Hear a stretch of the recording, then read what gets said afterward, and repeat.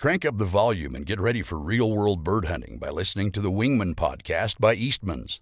Now your host, Todd Helms.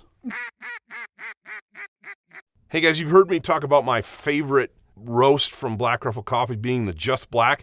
Well, I've also got another favorite for when I don't have time to brew a pot of coffee, or I want something a little sweeter, or later in the day and I want a cold coffee, an iced coffee.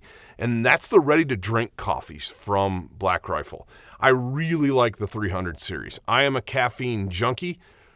Probably not good for me. My doctor's probably cringing listening to this right now, but 300 milligrams of caffeine just fuels my fire, gets me going, gives me that edge I need to continue on throughout my day at that top level. Plus, man, those 300s just taste so good. There's the rich mocha flavor, there's the vanilla flavor. Both of them are phenomenal. And you could find them all over the place. You know, that's a cool thing about Black Rifle is it's getting to be pretty mainstream. And even in our little neck of the mountains out here in Wyoming, I can go to the hardware store and get Black Rifle coffee. I can go to my grocery store and get Black Rifle coffee. I can go to the local gas station and get it when I fill up. Those ready-to-drink cans, man, I walk in, I grab 2 or 3 of them, I throw them in a cooler full of ice, and midday, pop one, and I'm ready to go for the rest of the day. And that's just that smooth, icy refreshment. Man, it's so good. If you like iced coffee, do yourself a favor and check out Black Rifle Coffee's ready-to-drink coffees in a can. Like I said, you can get them all over the place. You can even order them online. And especially my vote is the 300 series, 300 milligrams of caffeine. Just if you're an energy drink guy or person, I should say, you're probably consuming too much caffeine anyway, so why not take it up a notch anyway and go all the way to 300? Just do it. Anyway, Black Rifle Coffee, thank you for sponsoring today's podcast. And guys, check them out. You can go online, you can order it there. You can get a Black Rifle Coffee membership, get decals, whatever. There's a cool company, cool product, great group of people, and it's veteran-owned. USA, baby. Check it out, blackriflecoffee.com. Thanks again, guys, for sponsoring today's episode. Hey, guys, welcome to another episode of the Wingmen Podcast, and I have the pleasure of sitting here with Rhys Haugen from High Plains Gear. And Rhys is a local guy, but he's been all over the world. And it's nice to talk to a fellow upland hunter. We don't do a lot of upland podcasts or different things just because I don't find a lot of guys that are as much into it. I grew up, cut my teeth upland bird hunting, and it's a passion of yours. And we were, before we were jumped on here, we were getting into the weeds already. Yeah, so yeah. We're just going to have a conversation about upland birds and what you do and the company that you started and your kind of history. You have a really interesting history, and I want to say thanks for coming out and making the drive out and joining me today. Yeah, thanks for having me on. Appreciate it. So tell us about High Plains Gear. So it kind of all started with a bunch of dogs. Deutsch Drahthaars. Got my first dog in 2015. After running her for a couple of years, spent a lot of time in North Dakota. The old vest wasn't cutting it. 2017 rolled around. I was looking for something online. I couldn't really find what I was looking for. Sure. and to actually solve the problems I had. So I just bought a sewing machine and started sewing stuff up, and we eventually got to where we're actually selling stuff now. So And you're completely online. Yeah, completely online. We went to Pheasant Fest Sure. this February in Minneapolis. Had a lot of success there. That was our first in-person event. But yeah, I launched the website last September 2nd, 2022. So, Good for you. Yeah, I did a little bit of digging before we got jumped on here, and it looks like you have a belt, you have a vest. Yeah, so my background, my background and my wife's background is the Marine Corp. Okay. So I took, what I really hated was how everything just hung on your shoulders. Right. So when I kind of said about designing this, I took low-bearing belts I'd like to use in the Marine Corp, a lot of different hunting gear, military gear, just tore it apart, figured out how they made it, and then just started kind of designing it to how I wanted and the problems that I have, and then I was solving those problems because the problems I have aren't unique to anybody absolutely. else. Yeah. So Yeah, now I know way too much about sewing machines and can sew a straight line. Yeah, it's amazing. They say necessity is the mother of all invention, right? Yeah. And truly so. I mean, I hear, most gear that we use is born of exactly what you just were talking about. Couldn't find what you wanted, so made it myself, and I think with, social media and the internet today, it's actually easy. I wouldn't say easy. It's easier for somebody to have an idea and make something and not have to have it in a big box store, right? Because that takes a lot of money. It takes money. It takes a lot to get into a box store, right? Where you can have an online store for $300 a year, right? And the sky's the limit on who you can reach. Yeah, I mean, I have people. And this isn't unique to me. It's anybody that runs a website. I mean, I have people from Ireland and Germany. I mean, we lived in Germany for a few years, so which I want to get into. Yeah, absolutely. So, it's been a long road. It was hard, and our stuff is all made in the U.S. Right. U.S. made materials.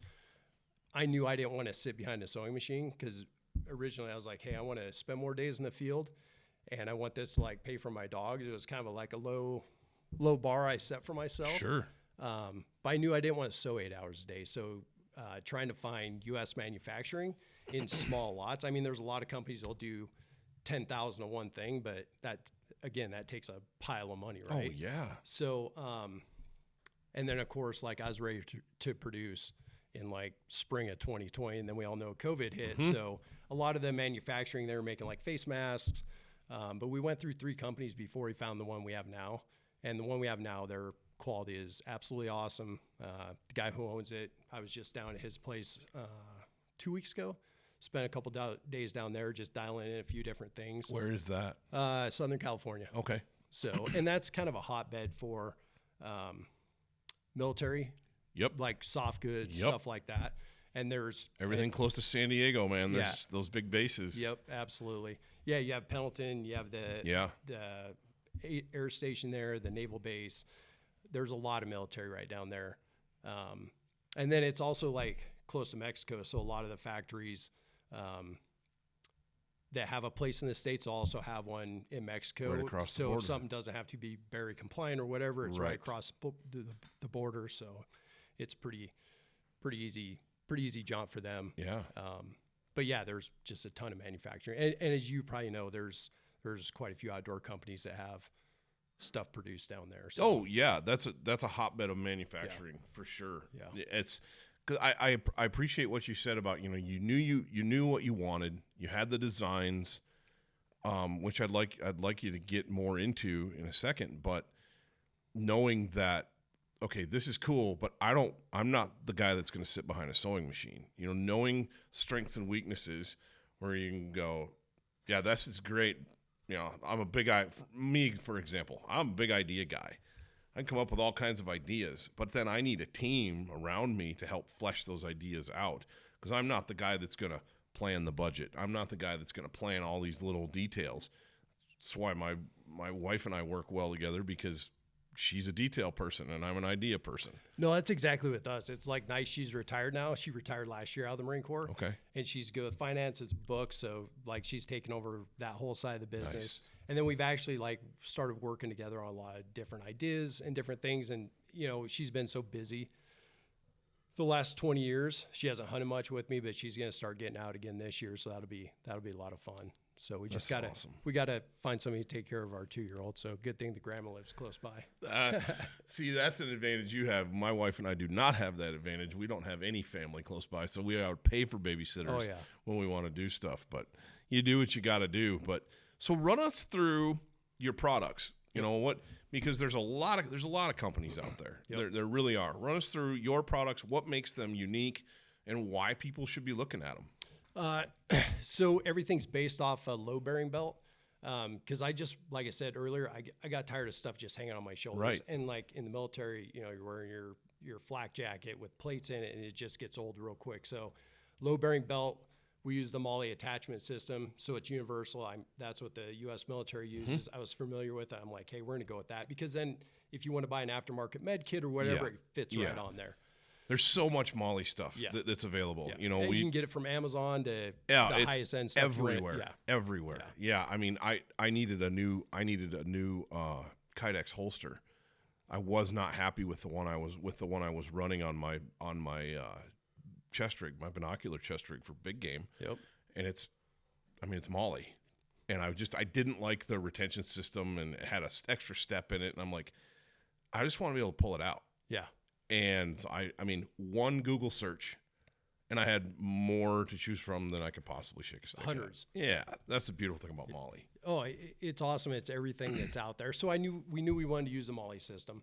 My other really big issue was the pockets. So I don't really climb under fences anymore, but I was climbing under fences because it was fast, dropping shells. Retention wasn't good. And you drop a shell here or there, not a big deal, but you go through a whole season and you're shooting high-end shells. Yeah, it and adds even if up. you're reloading, right? Like, it's cheaper per shell, but you still got to add in your time. Exactly. At the end of a long season, you can lose a lot of money in shells. And then not to mention your phone or whatever, right? Right. Like, you don't want to be dropping that stuff. So I took something from a bracket from the bird dog training world. And I actually found those, and it's a spring steel. So you just grab it and it pops open, it stays open, and then you can grab your shells, close it back up. Yep. It's not foolproof, and we have another pocket coming out with a pocket inside, so you can slip your phone in, and then there's a piece of Velcro that holds that. But that was a big issue. Not being able to reach into the bird bag was a big issue. It's so always hard. It always is, hard, right? So I wanted it to be actually adjustable up and down on the belt. Depending on how big or tall, short you are, then you can actually adjust it to get a good, to where you can actually reach into your bag. I know exactly what you're talking about, and you guys have seen it on videos, the sage grouse film that we filmed. Somebody's got to put that bird. I've got a Filson strap vest that's probably, I bet it's 30 years old now. Yeah. I mean, I've had it forever, and it's an amazing piece of equipment. But yeah, when you get a pheasants in there, or the worst one I had a limit of ducks and a limit of pheasants in it. We were jump shooting a ditch not far from here, and yeah, I had 8 birds. Oh yeah, in that vest, and it's it's hanging there. My pockets are up here on my chest, and it's just dragging backward on me. Yeah, I was wishing that I had brought, my Eberly stock backpack instead. Absolutely. Just put stuff in, because it was man alive. But growing up in the UP, hunting rough grouse and woodcock, when I bought that vest, I just needed something it was durable, it was tough.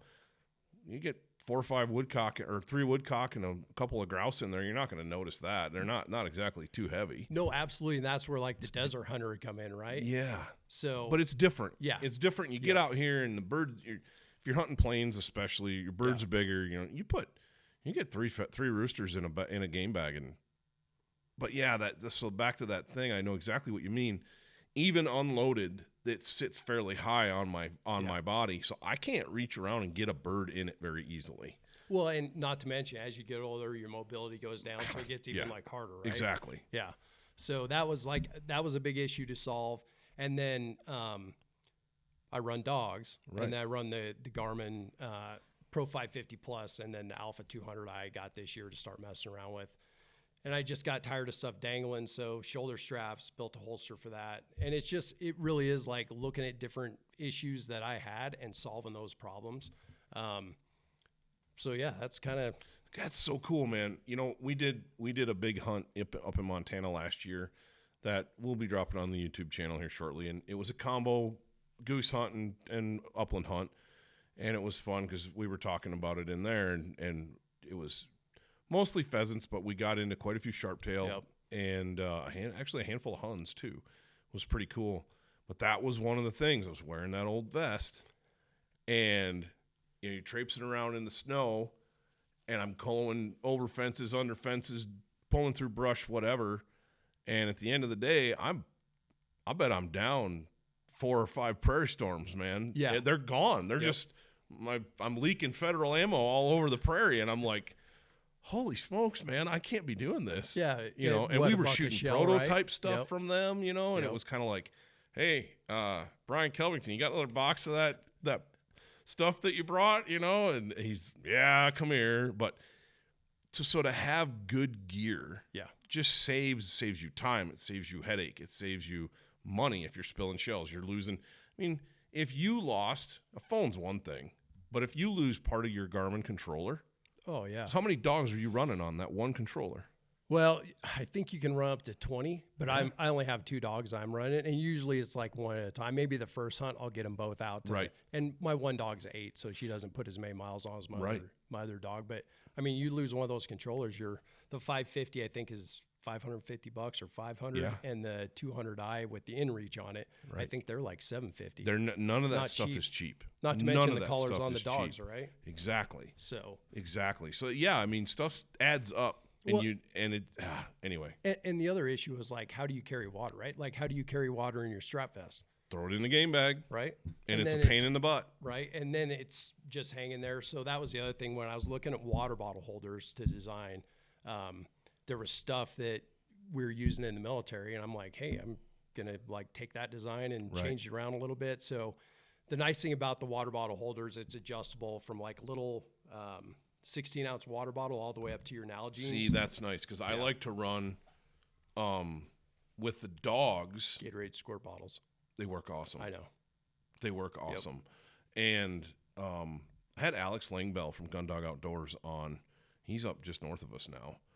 But he designed, a few years ago, he designed a water bottle that's kind of like this, maybe a little skinnier, and it has a button on it, and you tilt it, press the button, and it's got a little bowl, and the dog drinks out of the bowl. Interesting. My young dog, Hondo, it doesn't matter. He'll drink raindrops. He doesn't care. My old dog, if it's moving, he won't drink it. Really? If it's like so if he it's won't dripping, drink out of it. if I'm pouring pour bottle out, he won't drink it. He will not drink water. I have to pour it in take a collapsible bowl with me, or I've used my hat. He won't touch it. Yeah. But that bottle design, I can do. Absolutely. So there's always those things. But yeah, teaching your dog how to drink out of one of those squirt bottles, money. Absolutely. Yeah. Absolutely. Well, and like September, you need to be able to carry 100% plenty of water, because I think the first day I went out this year was. Well, we went out early in the morning chasing chuckers, and it was, by the time we were done, it was 77, 78 degrees. Yep. And then, we're in North Dakota in December, it's 10 below zero. That's but your dogs still need water. Absolutely. At that time of year. Yep. We did, the last hunt I did this year was a goose hunt, dryland goose hunt, and Hondo fetched 10 honkers in probably 10 minutes. I mean, it was quick. It was just two of us. He's working his butt off. Yep. And I'm like, well, we're done. And luckily I ran and got the truck, and I had water and got a drink. But if we'd have been out and about someplace and I wouldn't have had that, or been when hunting sage grouse in the end of September, man, I take my hat off to you guys that are out there while I'm chasing elk, you're chasing chuckers. I tell you what. Well, and I'd done a little bit here in the Bighorn Basin growing up. Yeah. And then, so this was our first fall back, and it took a few days to kind of figure out like what I was looking for. I have a buddy down in Thermopolis. He's a guide. So he was like, hey, look for this, and this. What's his name? Paul Comer. Oh, okay. DC Flyers. Yeah. Yeah. Yep. So I taught school and coached in Thermop for 5 years. Oh, I lived there for 5 years when I was growing up. I know a few people down there. We probably actually know quite a few probably people. know quite a few of the same folks. So, where was I? Talking about chasing chuckers in September. Oh yeah, so it was a challenge, because it was learning a new bird, used to pheasants, sharptail, stuff like that. But by the end of January, I had a pretty good handle of, and you have to like to suffer chasing chuckers. Yes, you do. I think our last day was 12 miles, and I finally found like a good hunting partner that was reliable, and we could both keep up with each other. So it was 12 miles, and it was straight up and straight down. Chucker guys like to suffer, man. Oh, man. I like chasing chuckers, but and I run labs, as you know. So hunting chuckers with labs it's not very much fun. It can be a little rough.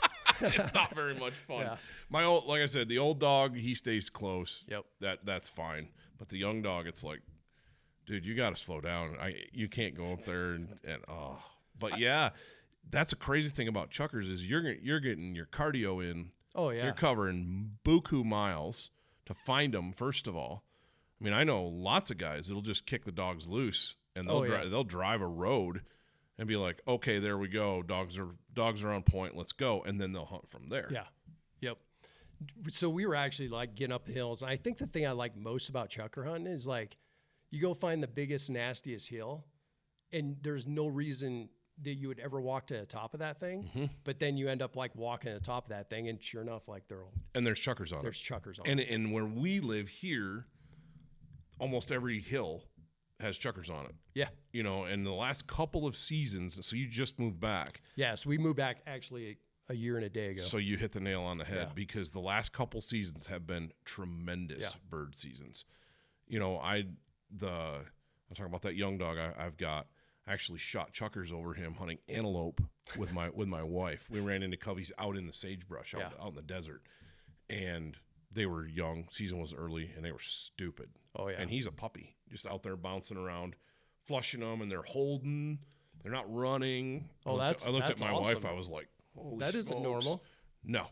I think we got into a pretty young group of birds, and they were, like, trying to hide in the sagebrush, you know, and he was finding them, and it was pretty cool. No, they're a blast to chase. They are. And I've spent so many years chasing pheasants. Not that I don't enjoy it, but it's fun to hunt like a new species. Yeah. Like the last 2 years, when my wife was still active duty in the Marine Corps, we were at Pendleton. And so we actually were going after a lot of quail because Pendleton has a ton of quail on there. And the first year was rough because I didn't really like understand what I was doing and talked to some guys. I had a new dog and I was in the middle of training her with a guy up north of LA. And I was like, hey, what am I looking for here? And so he like kind of talked me through it a little bit. And then the next year we had a lot more success. Every bird has its little nuances. Yeah. You know, it's kind of like the difference between hunting mule deer and antelope. Yeah, they live in a lot of times you'll find them in a similar country. Absolutely. And so, you know, but they're different. The way you hunt them's different. Yeah, you're using binoculars, you're spotting, you're stalking, but that's about where the similarities end. And birds are no different. You know, you can get guys that are diehard upland hunters from my neck of the woods growing up, and it's all hunting in the woods. Yeah. And you get them out. Where a 25-yard shot might be a really long shot. And they're mad because your English pointer's half a mile out there locked up, you know. And you're like, that dog's too far away. And it's like, well, no, look what we're hunting in. Yeah. But back there, yeah. Yeah. You know, the guys that were serious about it that I knew, a lot of them ran close working flushing dogs. Yep. You know, we had labs growing up. We had short hair that was a close working dog. Brittany's were real popular. Yep. Anything that worked pretty much right at your feet, that's what you wanted. Well, yeah, because it's so thick back there. If you have something at 30, 40 yards, you're done. You'll never get a shot. Exactly. I've never done that. Like, hopefully in the next couple of years, we'll get out to Minnesota or somewhere like that. And check out the podcast I did with, no, I can't remember his name, Paint River Llewellyn's, and it's Kyle. I can't remember Kyle's last name, but Paint River Llewellyn's. And check that out. He breeds Llewellyn setters up in the UP. And, yeah, it's that kind of stuff. Yeah. It's pretty cool. So I sold a vest to a guy last year. He was early season at my buddy's place. He actually like ran a little cabin they have for sale, and we've communicated quite a bit. And he was guiding in Minnesota. I think he was there for like 2 months, but we were kind of talking about. I was like, oh man, that sounds like you should go. That sounds like a good time. You should go. The nice thing about back there too is, I mean, yeah, you can hunt upland birds here early in the year. But that's when it's primo there. Yeah. End of September, first part of October. That's primo back there. And then you come out here, the weather cools down, snakes go away. Absolutely. You know what I mean? It's not 80 degrees. Oh, yeah. Exactly. Well, between the snakes and the heat, I mean, I don't even think we'll chase chuckers until November. Yeah. So, like September, we'll go up to the mountains and chase grouse. Grouse, yep. Probably hunt sage grouse for like a day, shoot two, and that's where I'm at with sage grouse. It's kind of like I love hunting them; they're a ton of fun to hunt. But you go out for a day, shoot a limit, and go. Yeah, that's good. That's what I did last year. That's good. Went and trained the dogs a little bit in the morning. We went and hunted a little bit in the afternoon. Shot my two. I was like, hey, I'm good for the year. So it was actually surprising how many guys from out of town came in last fall to go chase sage grouse. We, again, kind of where we're at, without getting crazy about it, we're kind of a really well-kept secret in the upland world. We have a lot of upland hunting here. and it's what we have is quite good. Yeah. You know, like sage grouse, they're not even really monitoring sage grouse here in the Bighorn Basin because our habitat is so intact. Well, this year, the only one that's open is our area. They've shut down the rest of the state for the year. Because of the winter that we had.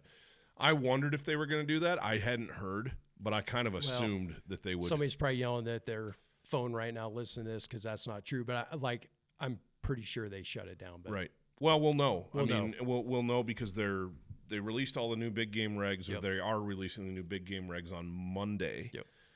And everything in that southern part of the state that just got decimated this winter. And I had kind of assumed I was hoping they would. Yeah, absolutely. So, and I was kind of like, yeah, if you can't, you have mule deer and antelope that are starving to death because they can't get to eat sagebrush. Sage grouse are in the same boat. Yeah. They have to have that sagebrush. So, yeah, it'd be a good thing. So, we'll see. You know, and that's crazy. Usually where I put in for an antelope tag is Southwest Wyoming. Right. And I decided this year, I'm like, well, it's one of those tags you can draw like kind of every 2 out of 3 years. Yep. I haven't drawn it for the last 2 years, but I'm like, I'm not even going to put in for it this year. There's a lot of people that just aren't applying. Yeah. Yep. And that's a whole other podcast. But, absolutely. But yeah, I figured that the sage grouse would take a beating down there last winter. And so it wouldn't surprise me if they come out with regs and just like, no, the only place you're going to be able to hunt them is in the Bighorn Basin because we didn't get a real hard winter. We never do. No, we had those cold snaps, but it wasn't overall. We don't get the snow. No. You know, it's nice being close to the mountains. We get the Chinook wind, so if we do get snow, it's gone. It's gone a couple days. Yeah. Yep. That's what's beautiful, and it allows you to get out and chase those chuckers, or whatever, because we were talking beforehand, and I was telling you about the deer hunt that I had last year. And I was really fortunate to draw a really good tag, and as I'm glassing deer, I'm glassing chuckers all over because the deer are in the same place the chuckers are at that time of year, and there were just chuckers running. If there was snow on the ground, it was just chuckers running all over the place. And I was like, I need to come back out here and hit some of this stuff. Yeah, it's really amazing, especially after you get a couple inches of snow on the ground. And you can even see where they've been digging and roosting. And but, man, when there's snow on the ground, you can see where they've been running. And you've got snow like the night before. It's amazing how many birds are actually out there. And having the ability to use the binoculars and find them. I don't think a lot of big game hunters or bird hunters think that way. I know I didn't until I started hunting chuckers and going, why am I not using my binoculars to find these things before I go traipsing around? Yeah, why am I not using my spot and scope and sitting a half mile back and glassing the side of this and going, I'm not seeing anything for birds up there, so I'm not going to waste my time. Let's go to another feature. Oh, look at that. There's 25 of them right there. Let's go. And you can save yourself all. We preach that all the time when it comes to big game. Let the glass do the walking for you. Yeah. And it comes to bird hunting, and for years it was just like, let's go walk that hill. Let's go walk and see if there's anything up there. Yeah, exactly. Yeah, I don't go anywhere without my binos in my truck, and then a lot of times before I get out, start looking around. And I mean, that happened to me multiple times last year. I was waiting for somebody to show up, and you're like glassing, like, oh, there they are right there. Like I wasn't even going to go to that spot, but that's where we'll start, and then we'll side hill or do whatever, right? Right. So. Right. And once you get them broke up, you can start chasing singles. Yeah, you can chase singles. Yep, absolutely. Well, let's go back to talk about your products. Yep. So you got a load-bearing belt, and what are the variations that you can run off of that? So it basically, everything attaches to the belt via the MOLLE system. We sell an uplander, which is your traditional kind of like chasing pheasants. It has the shoulder straps and bird bag and back, and then you have 2 of the collapsible pouches on the side. Or you can get like the Desert Hunter, and that's more your chucker, quail, on any kind of like dove hunt or anything.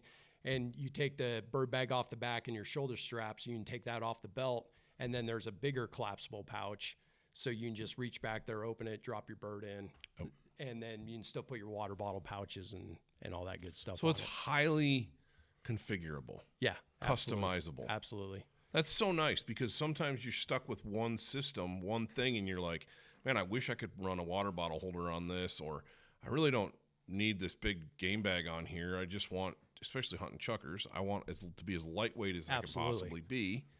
And they're not a big bird, so you put 2 or 3 of them in a little pocket. And the other thing about the Desert Hunter is you train dogs. I'm an amateur dog trainer, right? But if you're throwing bumpers, you can carry multiple bumpers, just throw it in the back. Yes. We're working on a Kydex holster for blank starter pistols. So hopefully next. Or unless you live where we do. Absolutely. You can run whatever you want. Oh, it was funny last year hunting in Montana. The guides, they all had pistols on their vests. And I don't remember what brand they were running, but I looked at them and it was something out of Idaho. And I looked them up, and I was blown away with how expensive they were. Yeah. As I was like, like I said, always had that old Filson strap vest, been have it forever. And we got there, and I'm looking at what they're running, and I'm like, holy smokes. And then I looked at some of your stuff, and I'm like, man, this gear has come a long, long way from when I started upland hunting as a kid, and even to what guys are still running back there in the woods today. Absolutely. And there's other vests out there, and there's some really good, there's some really good options. But for the guy that's going to spend, the weekend warrior, if you're a gear guy, like buy our stuff, but for a guy that goes out like once or twice a year, it doesn't make sense. But for somebody who's actually like living in their gear, you want something that's going to hold up, and you want something that's going to be comfortable, and you want something that's going to change as you do, right? So the nice thing about our system is you don't need two different systems. Right. Essentially, you don't have to have like a desert. If you're down in Arizona chasing quail, you don't need a big traditional bird vest. So you can just run the Desert Hunter, and then if you head up to North Dakota, South Dakota chasing pheasants, you don't have to buy a whole nother vest. There you can go. Just buy the bird bag and the shoulder straps and switch it out once you get up there. Add or subtract. That's what's pouches. So nice about that, because you've got one system. You're going to have multiple configurations. This time of year, as our water, I kind of monitor water, but this time of year, I'm running my young dog probably three times a week. We're running drills. It was more than that the last 2 years because he was young, and now I'm just adding things to his foundation, and we're just keeping him crisp and tight. But I'm constantly like looking for spots that I can go do something, put him in a different environment. One of the best things that I did in moving to waterfowl, but still carrying gear with you, one of the best things I did this year to set him up for success was train where we hunted. Yep. In waterfowl especially, I'm hunting the exact same places, and so why not train down there? Well, here where we're hunting, a lot of time this river's so big in the summertime I can't put a dog in it.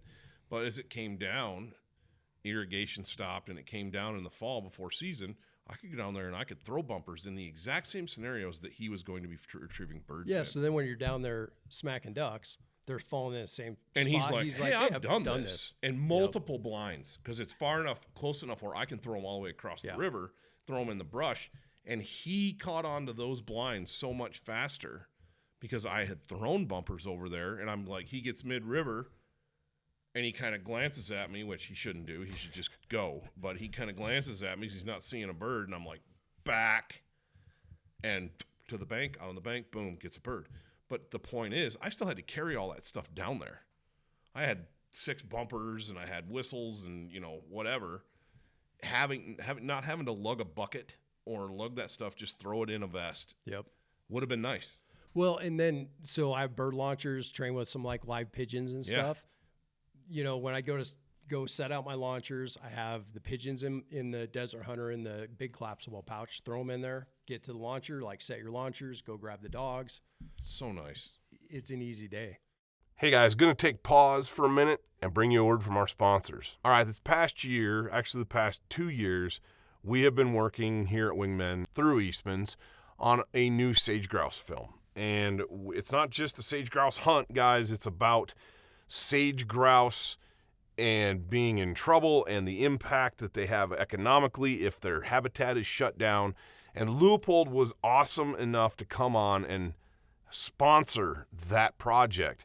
And so we got to use Leupold glass on that project. And by glass, I mean spotting scope in particular. And I got to put a piece of glass that I've always wanted to try, which was the Leupold Gold Ring spotter, through the paces. I used it for glassing sage grouse on lek, for glassing habitat. I even used it last fall when we filmed the hunt portion of that project to look at birds and examine habitat and try to spot birds at a distance.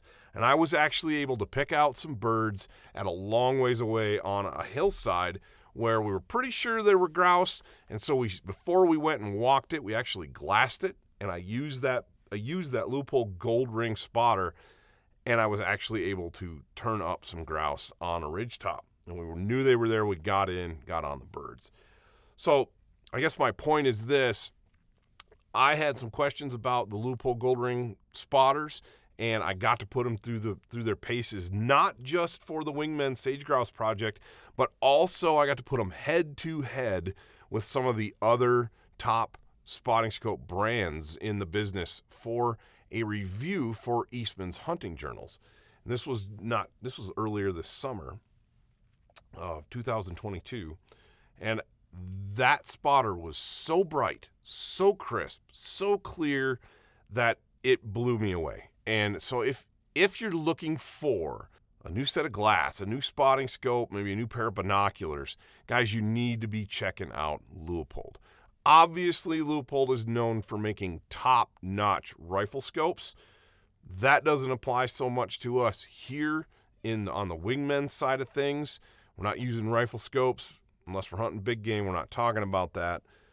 But for using a spotter and using binoculars, man, Leupold is our go-to here at Wingmen. They're top-notch, and I can't wait. I got a new idea about how to find chuckers in the late season when there's snow on the ground, and it's going to be using that Leupold gold ring spotter. I already use the Leupold spotter for glassing up distant waterfowl feeds. Say out here in the west, I can get a high vantage point and I can look over a large expanse of agricultural area, and I can pinpoint without having to burn a lot of gas, which at $4 and plus a gallon these days means a lot. Without burning a ton of gas, I can sit up on a high vantage point and use that Leupold gold ring spotter to pick apart countryside and see where the ducks are feeding, where the geese are feeding, and I can scout a lot of area in a very efficient manner. So guys, if you're looking for a new spotter, new set of binos, obviously a new rifle scope, please go to leupold.com and check out their full line of stuff, and then go out to a retailer and get your hands on them. Get them outside, and I think you'll be as impressed as I have been. So what's your website so people can go and look?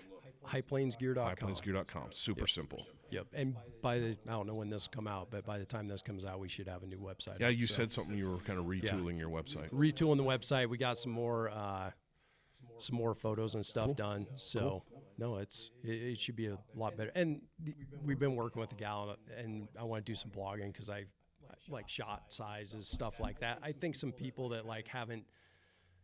I reload, so I've kind of go off the deep end sometimes on loading shells for specific birds, this and that. So we're gonna do a little bit of blogging on there, and pretty excited about the new one coming out. That would be cool. Keep me in mind for that, because we run a blog here, and I would love to put out some of your blogs, take a look at them, and be like, awesome. I'd love to put that out, because one of the things that, and we're completely getting away from talking about your gear here, and that's okay.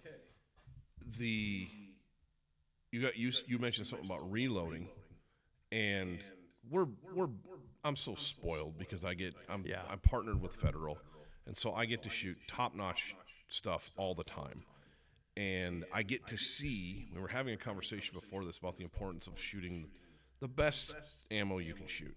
Yep. And if that's if all you can afford is the bargain stuff, fine. Nothing wrong with that. Shoot it. Go hunt and shoot it. But if you're in a position to be able to buy some of the more premium products, like the TSS Black Cloud, or I just posted shot a turkey the other day with the 410 with the heavyweight, the Federal Premium heavyweight stuff in TSS. It's unbelievable. You were talking about reloading TSS, which is something I have zero experience with. Well, that stuff is so stupid expensive. But you can shoot. I think I bought 5 pounds of 7.5s, and I've had it for a couple of years now. Just haven't got around. It's expensive, but you cannot argue with how deadly it is. you can duplicate with a 28 gauge. It's unreal. Any 3.5 inch 12 gauge out there, and actually like have a better performing shell because you have more shot if you're shooting BB or number 2s or whatever, and the stuff like just hammers. It's unreal. You know, talking about that last goose hunt that I did with the dog, I got so lucky. I shot 5 times, killed 5 honkers that day. I was just Pretty good shooting lucky. there. But I was shooting BB by 7 Federal Premium Black Cloud with the TSS. So it's a blend of Flight Stopper BBs and their TSS 7s. And all the birds that I shot are stone dead, laying out there, feet doing this. And my buddy's shooting, I don't remember what he was shooting, but he was shooting steel, 3-inch 2s or 3-inch BBs. And my dog's catching his birds 300 yards away out in the field. And it's not anything on him. He's still knocking the birds down. But the shell just doesn't perform the same. Well, in the steel loses, you have to shoot a bigger ball, essentially, like a 7, and I may have this a little bit wrong, but a 7.5 TSS 18 gram is the equivalent of a BB steel, but you're still it's losing less velocity because there's less surface area. Yeah, exactly. So many advantages to it. So walk us through your reloading process with that. So like I said, I haven't done that.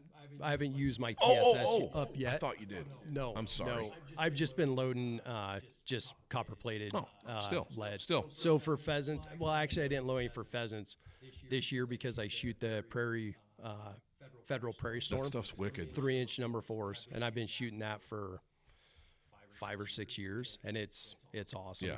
And we do a lot of hunting in North Dakota at a buddy's farm. In the so, wind. you know, the wind's blowing 20 miles an hour, and I got a new 20 gauge this year, so I shot the opening weekend. I couldn't find any number 4s, so I shot 5s, and I was like, man, it doesn't seem like I should be. These aren't far shots. Like, what's going on? And then we went back in December, and I finally found some 4s, and it was like back to normal. You're hammering them. And the other thing, I think with the 4s, it's not only the wind, but most of your shots on pheasants, they're a big bird. They're going away from you, so you actually have to. If you don't break a wing or something like that, you have to have more penetration. It's not necessarily scientific on my end, but it just seems like the 4s like hit harder, and you have less crippled birds. And I like. It'd be interesting to find if you did, when you do get to loading those 7.5 TSS, even if you blended it. Yeah. And did like an ounce of 4s and blended up 1/8 of an ounce of those TSS 7.5s. I don't know how you get into science with that stuff. You know, I don't know how Federal does it. And there's several other companies that are making blended loads, and it's unreal. Yeah. I haven't shot any of the blended. I've shot a little bit of bismuth, and most of the other stuff has been steel.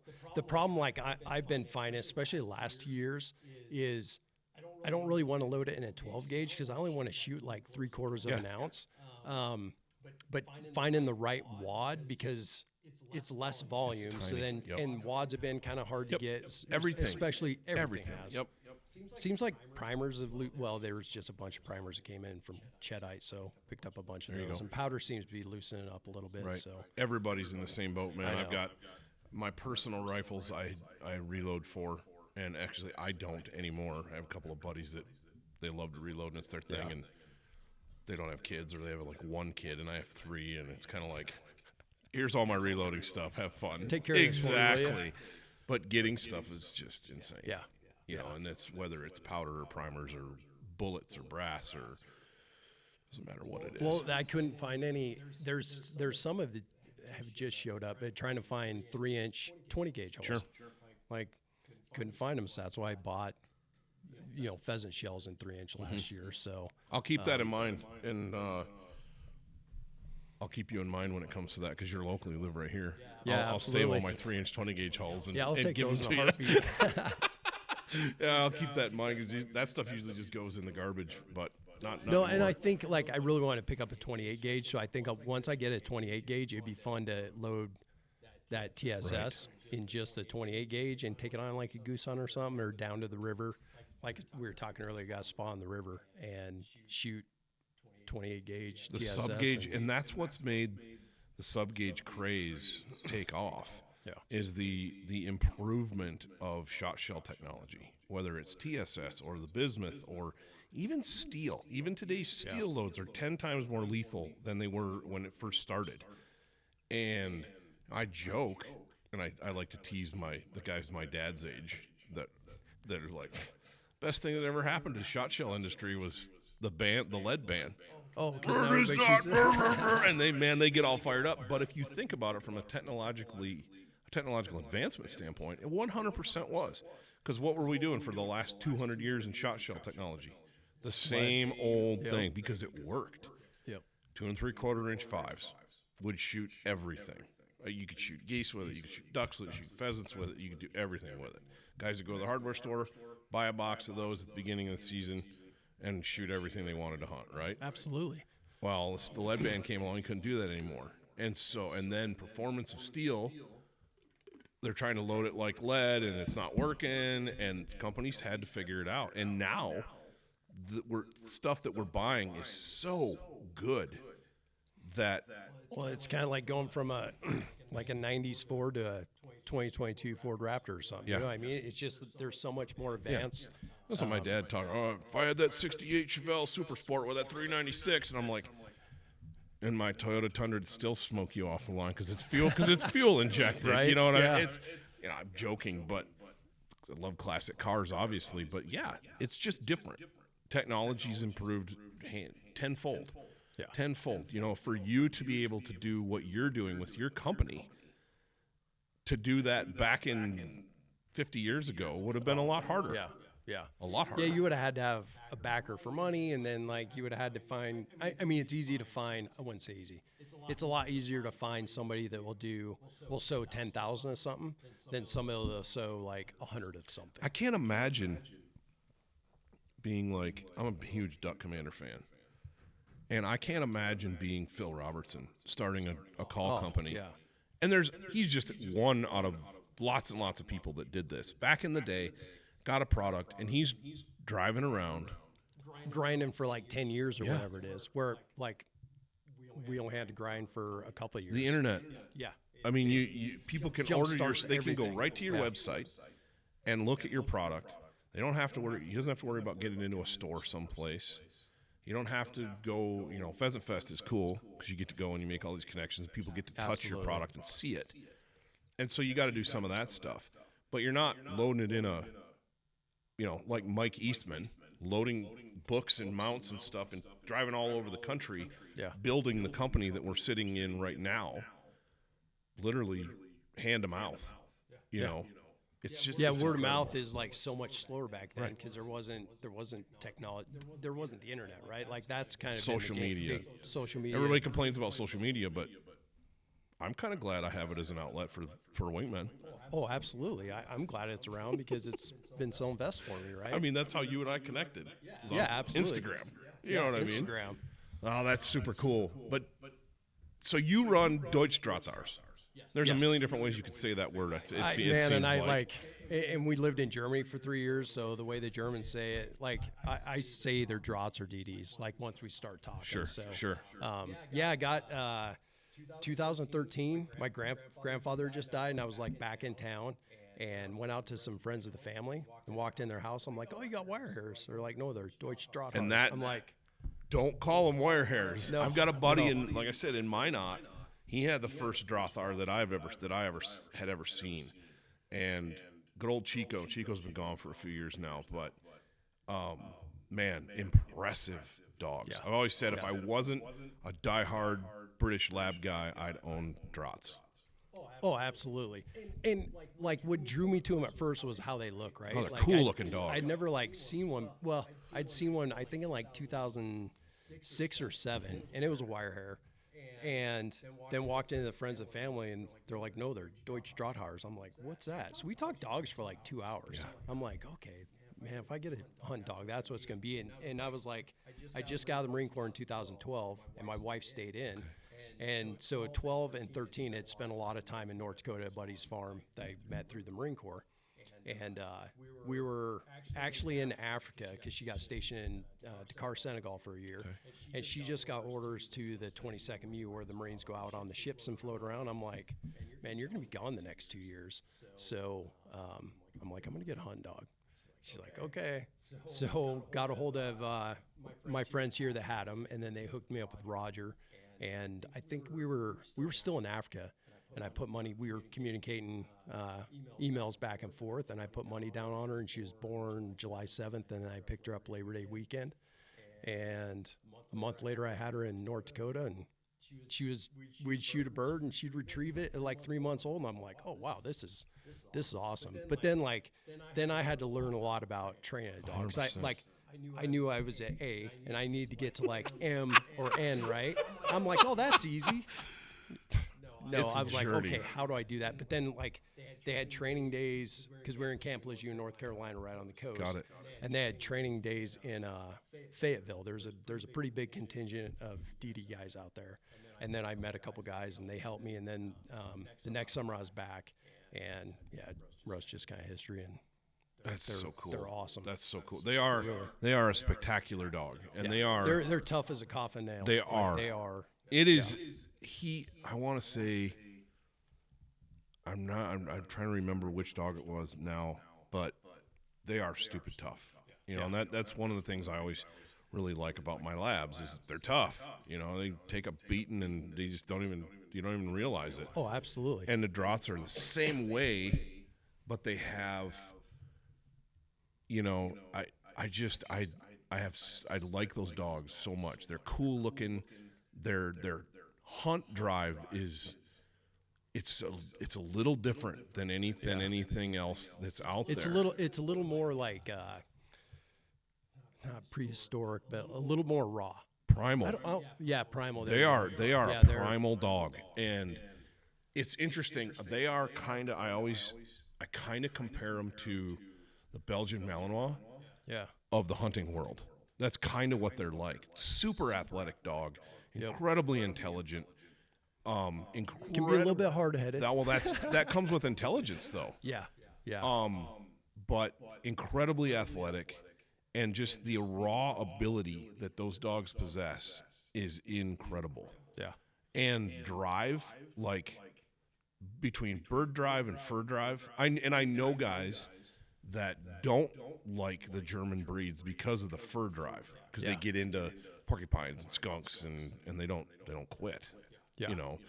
But that's part of the hunt test in Germany. Talk about that. So if the dog's born before, I think it's October 1st, then they have to test the next spring. So the next spring test is a VJP. I'm not going to tell you it's a German acronym, and I can't even remember it. So basically what they're looking for there is gun shyness. They have to point a bird. It doesn't have to be like any kind of a finished point, just as long as they acknowledge a bird. I think it's 2 to 5 seconds or something like that. And then they actually do a hair track.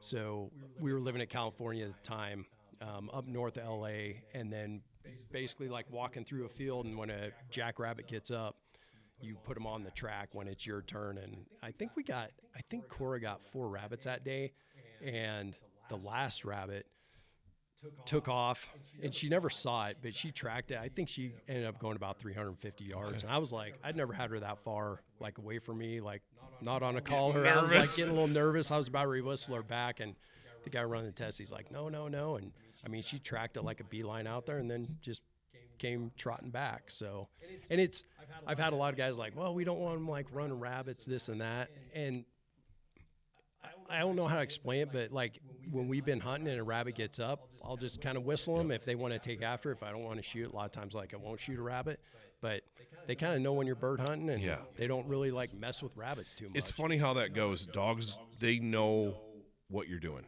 Yeah. And those dogs, they're a game dog. Yeah. You know, you'll see. You see. What's the big hunt test over there that they do? The Hegewald. So that's the fall test, the HZP test, and all the tests. It's not you're not competing against other dogs. Right. You're competing against a standard, Sure. and the standard's been around like decades, right? I think since like well before 1950. So you're competing against a standard, but when you go to the Hegewald, it's open to any dog that's passed the spring test, and then they actually like rack and stack the dogs. And I think, don't quote me on this, but I think they had like over 100 dogs last year. And so guys will fly their dogs over from here, Austrian dogs, Italian dogs, they all show up, and it's a pretty big deal for 4 or 5 days. And then they have the breed show in it too. So I really wanted to take my dog over there, but then we had a little girl in between that, so because she came from Germany, so I was like, oh, that'd be cool to take her back over there. Yeah, exactly. But it's funny how children throw a hitch in the plans. Oh, a little bit. I know a lot of dog guys whose schedules have got rearranged. Yeah. I'm talking to you, Chad Carmen, up in Missoula, where I was teasing Chad. I had him on. I think I've had him on twice now, but talking about running HRC stuff for Labradors. Yep. And he's a big lab guy, and they were pregnant the first time I had him on, and I was like, your world's gonna change, brother. And he's still a rabid dog guy and gets lots of work in. But as you know, oh yeah, well, so I ran her Cora in her VJP test, spring of, I think it was March of 21, and then we had Clara in May, and then we ran, and she ran a good score in the spring. And then we passed by the skin of our teeth in the fall in the HCP. And I was like, oh, man, that kid showing up took a little bit of time. It does. But, I mean, she passed. And it was more, I don't know that I ever want to get into breeding because, puppies, you're not doing anything for 8 weeks. Yep. If it's the middle of hunting season, then that really throws a wrench and stuff. But if you go through the tests, like you're working on your dog and you're not just kicking it down the road. Like everything we do in the hunt tests is applicable to what we're going to do in the field. So if you run the dogs through the tests, like you're going to have a good hunt dog. Exactly. Yeah, that's the cool thing about that type of hunt test, and the same thing with like HRC stuff is it's all hunting specific. And so if your dog can perform and do those things on a test, they're going to perform in the field too. Yeah. 100%. And it's cool that and competing against the standard. It's kind of like when you're golfing. If you're not in match play, you're golfing against yourself. Yeah. You're golfing against the par of the course. It's a standard, and if you can perform, you can perform. If not, okay, it's different. But it's fun, and I know a lot of guys that get into it. Like I was saying, my buddy Craig up in Minot, he's had 3 now, and his 2 dogs that he has now, I mean, he doesn't hunt near as much. He's a super busy guy, but doesn't hunt as much as he used to. But his dogs are they're all-stars, man. Yeah, they're stunning animal. Yeah, they're a blast. And we were hunting chuckers. Must have been, I think, fall of 2020. My buddy from Gillette came over, and he had a lab, and we were in some nasty country, and we got back to the truck. We put a ton of miles on that day. And he's like, man, I see why you got those dogs in these country now. Yep. He's like, and his lab did absolutely fine, did yeah. good. But he's like, man, those dogs are like built for this. 100%. Big old long-legged. Yep, like 100%. The only thing I wish is Cora's, I think she's like 75 pounds, and then my older dog, Red, she'll run like 66 to 68. I wish in the off-season they were like Cocker Spaniel size, right? Like that'd be nice. They'd be a little bit easier to travel with, but no, they're and I thought like when I got a dog, I was like, I just want a hunt dog. But the training side is actually a lot of fun too, and you build a lot better bond with your dog. I am a firm believer. The old school, the dogs live in a kennel, and you get them out to work them, and that's that dog's job. That was kind of the standard that I grew up with, and because I'm 45 years old, and so I kind of came off of that. My grandparents were the greatest generation, and it was kind of hard-nosed stuff for the most part. Dog was a tool, and yeah, the dog's a tool. At the end of the day, 100%. Absolutely. But I feel like I get more out of my dogs because they are part of my family. They live in the house with us. Now, my 2 dinglings are out in the yard all day long. They got the run of that backyard, and it shows. But yeah, they're hard on you. Yeah, exactly. I'm not raising grass. I'm raising a family. Yeah. So, but my kid, last night, we're kicked back after whatever. You got 30 minutes before bedtime, and kids want to watch something. We don't do a lot of screen time, but it's like, that's okay. And we can go watch. They like watching nature shows. Yeah. So we're down in the basement where the TV is watching nature show. And my middle child is curled up with one lab, sleeping, laying on him like a pillow. Her head's on him, and he's laying down. I look over, and the other one's in the chair with the old dog. My oldest two, old lab and oldest child, they're curled up, and he's asleep in her lap. And I'm like, they wouldn't get that if they're outside. No, absolutely. And ours live so our house, there's a house, and then they built a garage at some point 10 feet away, and there's a breezeway now. They enclosed it. They live out there most of the time, but we always have the door open. We go outside and Clara plays with them. They are absolutely part of our family. And after having a dog, bird hunting, 70% of the fun now is running a dog. 100%. If I don't have a dog, I'm not bird hunting. When we went up to Montana last year, I kicked around taking one of my dogs. And the young dog, he has zero upland experience at all. So I was like, I'm not taking him. But the old dog, okay. But when I first taught him how to hunt pheasants, it was just the two of us. Yep. And it was he kind of does his thing, and I'm there, So I was like, nah, I'm not going to do that. And it was fun. And I love dogs, so I love watching guys' dogs. But I'm like, man, I wish I had my dog here. I wish I had my old dog here for this. There was a couple times I'd off by myself, stomping through a plum thicket, going, I wish I had my old dog here for this. Yeah. I'm with you. It changes, man. That dog is kind of defines you. Well, we were South Dakota, fall of 2022. Long story short, my old dog ran through there was a bullberry bush. There's a fence going through it. We had a sharp tail down in there, and she ran right through the fence. And she came back hobbling on three legs with the bird in her mouth. And, man, she was gashed right on the inside of her elbow. And, take her into town, stitch her up, whatever. But I had another dog, so I was like, oh, this is – because she was out of commission for 4 or 5 days. Absolutely. So they heal fast, but they're not bulletproof. They're not bulletproof, right? Yeah. So, and then last year, 2 dogs almost wasn't enough in October in North Dakota because it was so hot out. Yeah. I mean, we did all day Friday chasing sharptail, and then opening day for pheasants on Saturday, another 75-degree day, and then by noon on Sunday, and they were in good shape. But doesn't matter. It doesn't matter. I was like, man, I almost need 2 or 3 more dogs. That's why you see guys with their whole back end of their rig or they're hauling a trailer and it's full of dogs, because you wear them out, man, and it's a production. You can pull into town, guys got 10 dogs in a trailer pulling it behind his truck, and it's like, wow, you need that many dogs? And, I'm a waterfowl guy, so it's kind of like even my old dog. I had one day of rest and he's ready to go again. Yeah. It's different. It's different when they're covering miles and Yeah.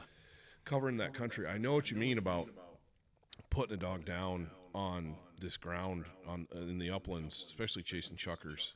Well, and that, like I said, that's why we're not going to start till it gets cold, because then we were out, Paul and I were out, it had to have been middle of November, and when we got out of the truck, it was 14 degrees, and we were walking around. He's over by this rock face messing around, and I didn't think much of it when we got back. And he reached down to grab there was an old coffee can, and there was a rattlesnake curled up right there. It wasn't really moving or anything. Yeah, but I mean, that's middle of November, and it was maybe 20 degrees at that time we ran into that. I was like, oh, geez, man. They're still out and about. Yeah. You see them.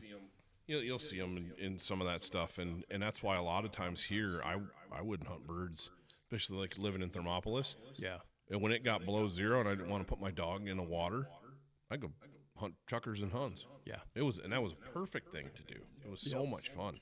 And it's right there too. You don't have to go very far. No, and there's so much.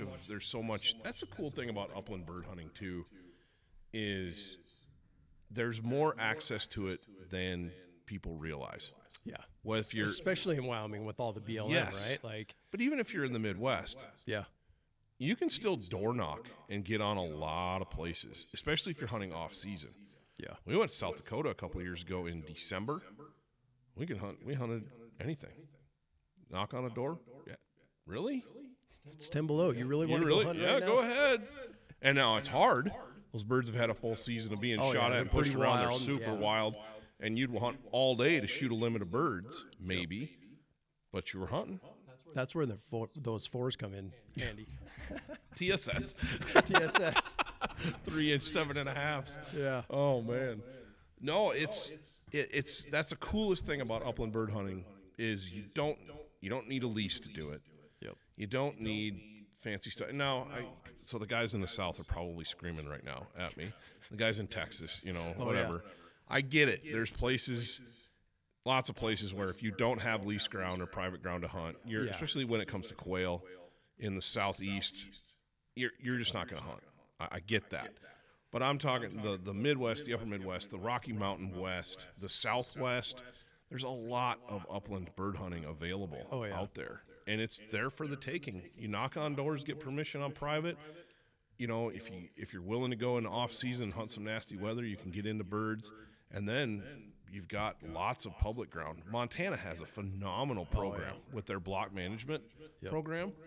Have you hunted much of that? I want to try to make it up there this year. I haven't. We've done a lot in North Dakota, South Dakota, Kansas, Nebraska, obviously Wyoming, and then when we were out in California, like on base and stuff. But no, I need to get up there. Actually, I have a few relatives and stuff up there. Yeah, So. they have some excellent bird hunting enrolled in block management stuff.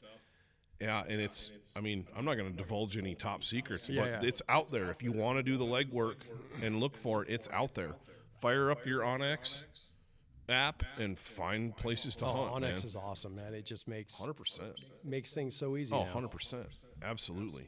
Well, let's do a 180 because you spent some time in Germany. Yep. I want to know about that. And I know there's other people that would be like, okay, went to Germany. He didn't hunt while he was over there. Oh, absolutely did. Wrong.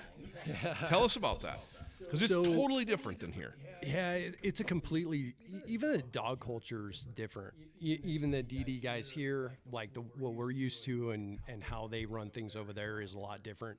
So we got there like November of 2017, and I'd missed the, so an American can get a Jagdschein, like a German hunting license through the military. And it's the same as what the Germans do. They just take out all the forestry work. So the spring of 18 started that, and it probably took, I think it was like 3 months long. And you shot every week at a range, and then there was, I think it was 2 days a week. So you shot at least 1 day a week, and then it was classroom. And then the test was, it was 100 questions, 100 multiple choice questions. There was an oral exam where they had a bunch of different stuff laid out, and they'd ask you questions. And there was actually a shooting portion of it. And you shot a roe deer at 100 meters, and I think it was off it was off a bench. And then you shot a running boar at 30 meters. And that's actually like kind of fun because driven hunts are a big deal over there. They still do them.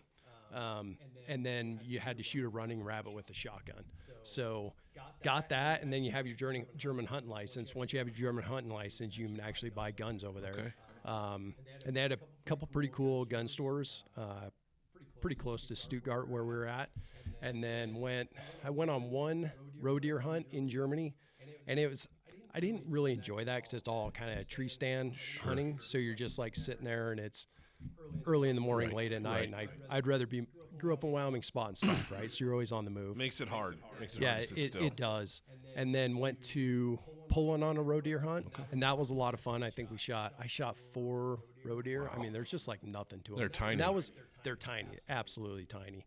So there was 2 other friends that were on that one. I think the one guy shot 5 or 6, and then the other guy shot like 3. But it was a lot of fun. It was cool, and we saw some boar and stuff. And then went to Austria, shot a chamois. Cool. That was really cool. I mean, I've never been on a sheep hunt here, but like you're up above tree line, they're running around, and they're tiny too. I mean, absolutely tiny. So, and you're just in a cool place in Austria, like up in the mountains, like hanging out. Beautiful. So, and then the guide, he actually ran Jagd terriers. Okay. So another thing over there, if you have a revier, so they kind of have essentially units, but then somebody buys that lease, right? So then you either have to pay the guy, you either get invited to hunt out of there, or it's a pay to play. Yep. And the whole country's divided up into these There's no public land. No, there's no public hunting over Right. there. So they'll have like state land, but it still falls under whoever has that Correct. revere. And they're in charge of managing not just the game, but the forestry aspect of it? Just the game. Just the game. Just the game. So they'll have, I can't remember the name of it, but basically a plan, and they have to kill so many roe deer, so many pigs, whatever animals are on that, and then they can get fined if they don't shoot enough or they shoot too many. So it's actually like pretty strict over there of managing that. And then they, so that's much different than what we're 100%. So that is when you hear people talk about the privatization of wildlife and wildlife management, that is the model that they're talking about. Yeah, essentially. Because the government's not managing those animals like here in the United States. It's definitely not the North American model. Not at model all. Not even close. Yeah. The wildlife in the United States belongs to the people of that state. Yes. The elk, the deer, the pronghorn, the game birds except for migratory birds. Yep. That they belong to the people of Wyoming. That's why the state of Wyoming manages what in Montana does theirs and Michigan does theirs, and it's totally different model. Yeah, totally different. And I don't know if and this is getting pretty deep in the weeds. I don't know if the government owns them all, and then they're just like, does that make sense? Like subcontracted out to whoever owns the revere. So I know there was the one place we hunted. It was a big, huge, essentially like state or government land, and then the revere owner, they did a lot of, they invited the military down, U.S. military down a couple times a year. But yeah, he was in charge of all the animals, and he could get fined for killing too many, not killing enough. So pretty tightly controlled over there. And they were, it seemed like they were pretty hard on the roe deer because they're big into timber production, and then the roe deer, the saplings and all that. Because once you went across the border into Poland, you'd see them driving everywhere. There were roe deer all over. They were all over the place.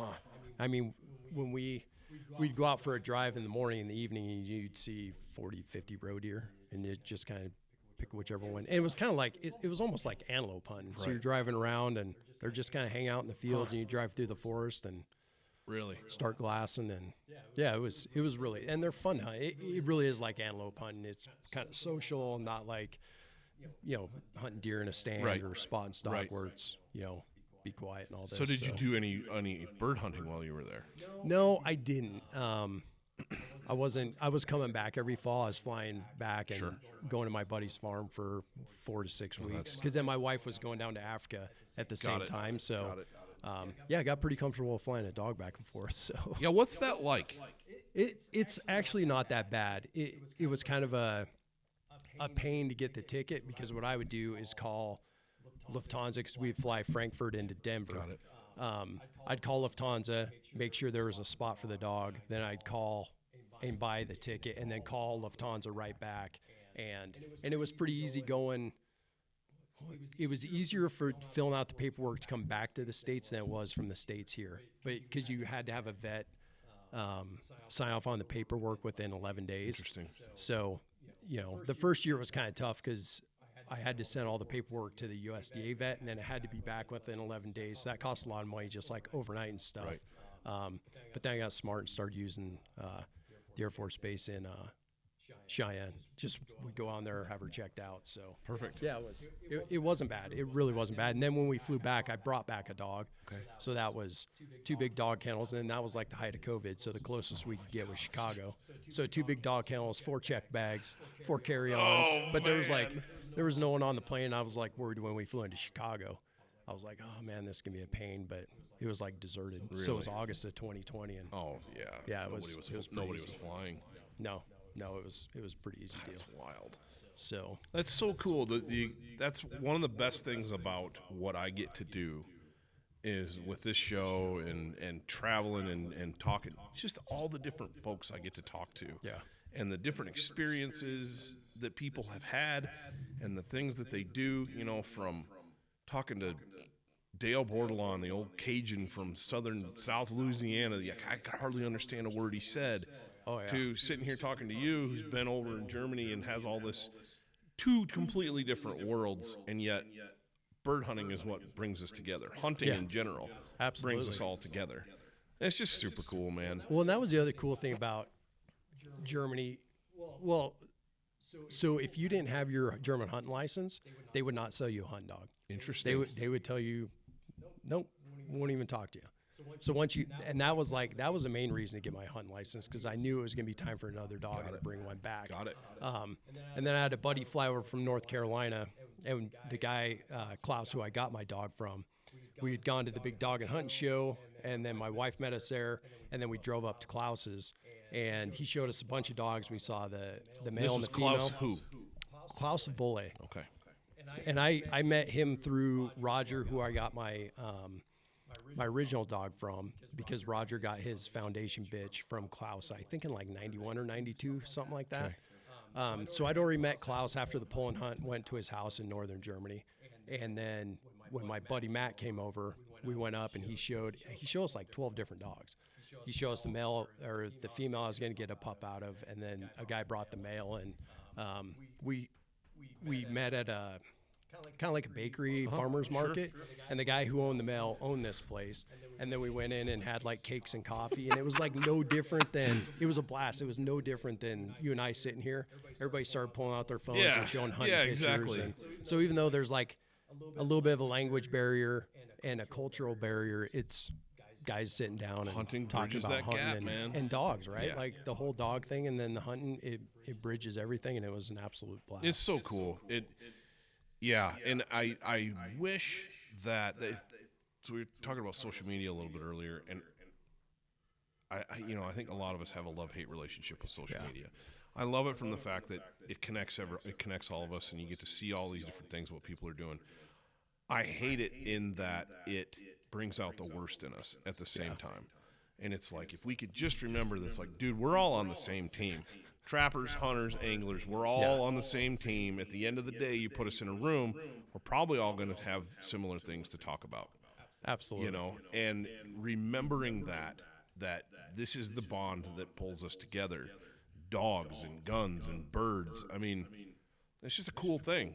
Well, and you know, like we start talking about dogs, right? And everybody's like, hey, my breed's the best. You know, Right. like I really like all dogs. Like I like Draught's the best, right? Like, but that also fits my personality, and that's kind of like the style of hunting I want to do.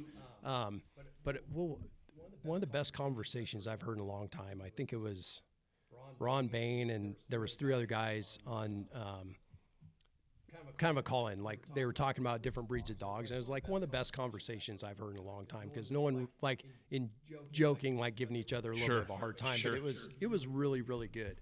So I'll have to figure out which one that was, but it was a great conversation, and I guess I'm getting to the point like, hey, we have more in common than we don't. Yeah, exactly. So, Yeah, and we're all hunting. We need to like stick together, and especially just because you don't agree with somebody's style or way of hunting, like doesn't mean you should hate them or not get along. Exactly. You know, and especially in today's world, I look at the climate of the surrounding hunting right now, and we've never ever been facing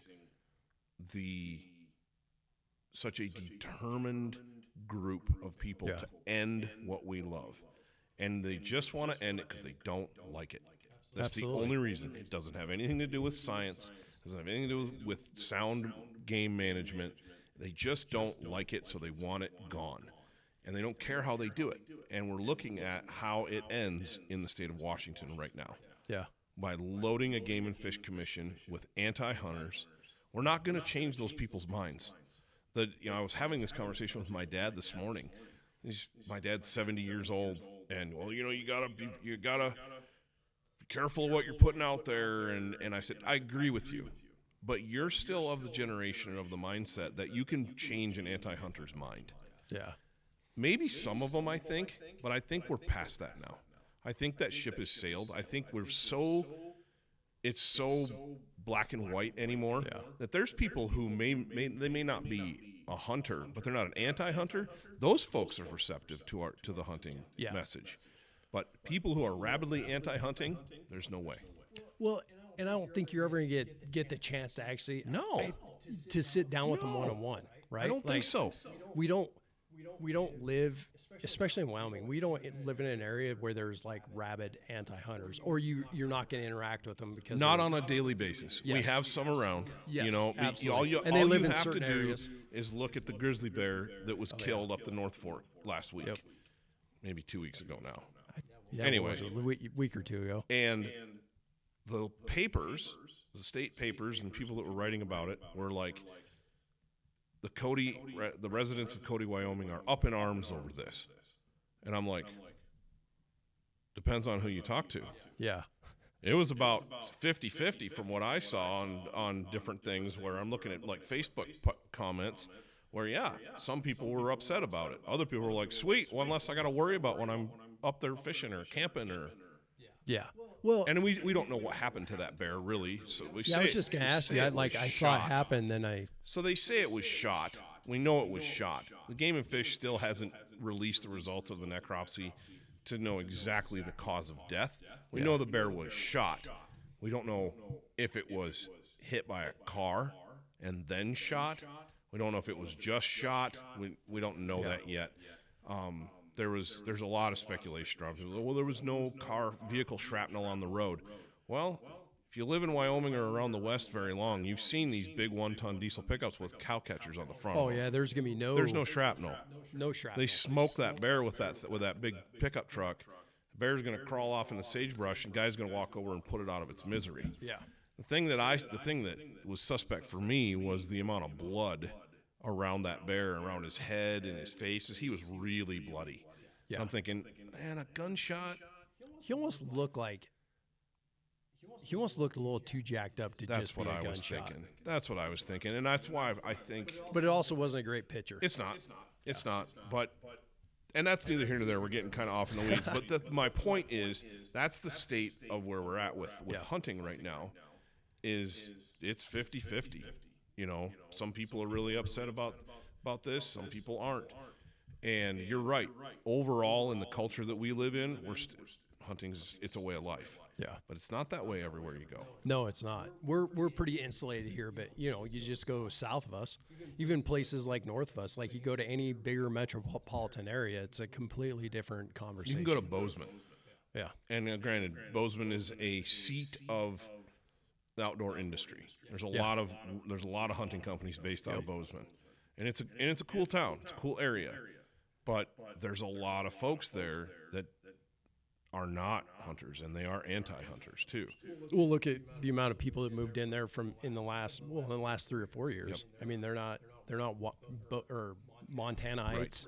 They're not from there. They're coming from other areas, big, huge metropolitan areas. Well, and COVID shuffled the deck on everything. Oh, got absolutely. everybody moving around, and people wanted out of Oregon or California or wherever. My folks, my brother and my family in Iowa saw it there. They saw people come from the East Coast to want to live in the Midwest, and they live in the middle of nowhere, flyover country. So it's wild, man. But yeah, it's if we focus on the positive, we focus on hunting chuckers, hunting ducks. What dogs, those things that bring us together, and we understand that, hey, same team, and we work together on things, we're a pretty powerful force. 100%, absolutely. Yeah. It was interesting when we were in Africa. We were in Okavango Delta, and we took this safari, and we were in a little safari jeep, and we were going along this river, and every tree within 300 yards each side of this was completely destroyed. Really? And it was just full of elephants, and they'd quit hunting elephants. Geez, Okavango Delta, was that in? It's Botswana, isn't it? No, not Botswana. Zimbabwe? No. Zambia? Jeez. Tanganyika? Right. Anyhow, but they'd quit hunting elephants, and we were driving through there, and it was all the male elephants along there. And I told my wife, I'm like, they're going to start hunting elephants again. And 3 years later, they started hunting elephants again because, we've screwed up the ecosystem, right? Now, we have to control the population so they don't have stuff like that. So, yeah. Yeah, it's pretty was wild. interesting. Pretty wild. But my producer just came over and poked his head in the door, so we're probably running out of card space and time on the camera. Yeah. But this was a phenomenal conversation.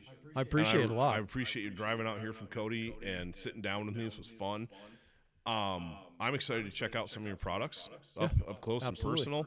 And again, go to highplansgear.com and look at this stuff. Having the ability to have a versatile system that doesn't lean you back and it's just custom made for this stuff, it's important. And we got some, we're working on some pretty cool things in the next couple weeks. So not necessarily gear related, but I think it'll be a game changer. And they can find you on Instagram too. Yeah, Instagram, Facebook, cool, all that good awesome. stuff. Cool. Well, dude, thank you, Rhys. I appreciate it. This was a good time. Absolutely. Awesome.